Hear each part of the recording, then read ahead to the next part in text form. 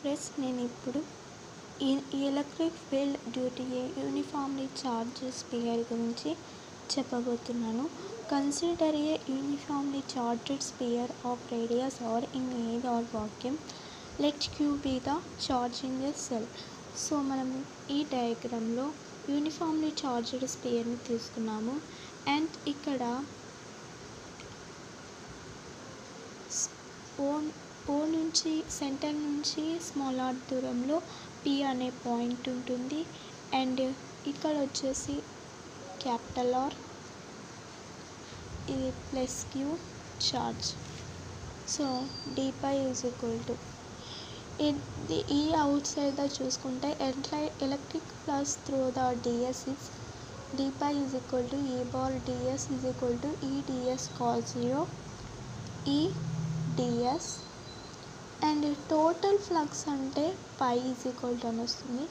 So integral apply చేస్తాము ఈ ds. So ఇది వచ్చేసి 0 నుంచి 4πr² లిమిట్స్ ఉంటాయి. సో ఈ కాన్స్టెంట్ కాబట్టి పెడతాము. ఈ బార్ డిఎస్కు మనకి ఏమొచ్చింది, ఈ ds కదా 4πr². నెక్స్ట్ ఈ కాన్స్టెంట్ కాబట్టి ఇంటిని బయట పెడితే డిఎస్ని చేస్తే మనకు ఎస్ వస్తుంది. సో లిమిట్స్ అప్లై చేద్దాం.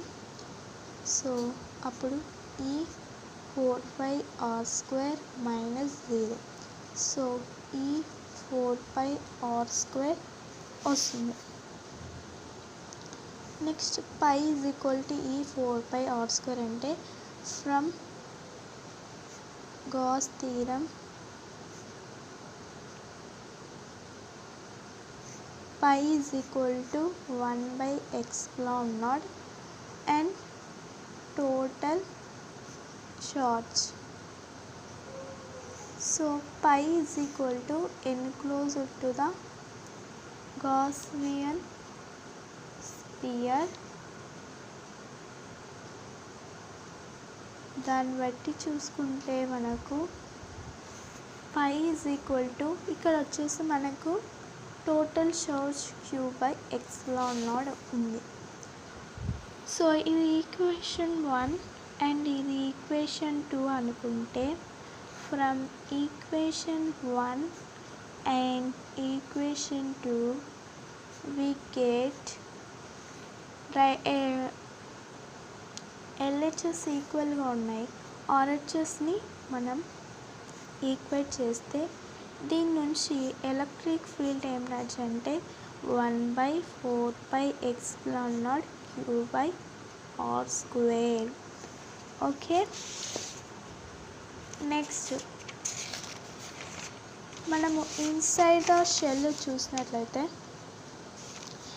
ఈ ఇన్సైడ్ ద ఈ enclosed to the surface of shell చూసినట్లయితే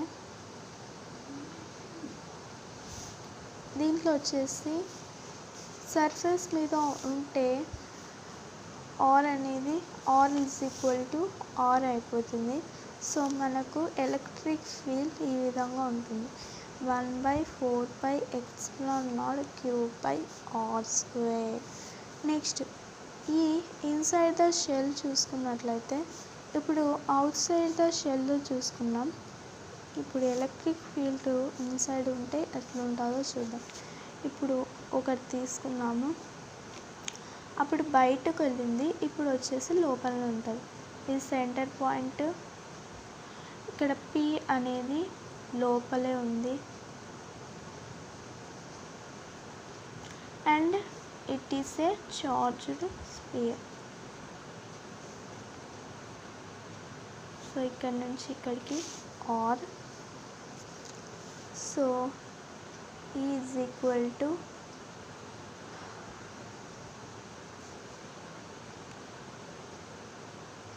పై ఈజ్ ఈక్వల్ టు ఈ ds కదా. ఫ్రమ్ గాస్ నుంచి పై ఈజ్ ఈక్వల్ టు 1/ε0 కదా. ఇక్కడ వచ్చేసి చార్జ్ 0 ఉంటుంది. సో పై ఈజ్ ఈక్వల్ 0 అంటే పై అంటే electric field and E bar is equal to 0. So electric field inside is 0. So okay, charge in the total surface కనుక్కున్నాం అనుకోండి. Charge in the total surface కనుక్కుంటే ఇక్కడ వచ్చేసి సిగ్మా అంటే Q/4πr² and దీని నుంచి Q రాస్తే sigma into 4πr². Is equal to electric formula 1/4πε0 Q/r² కదా.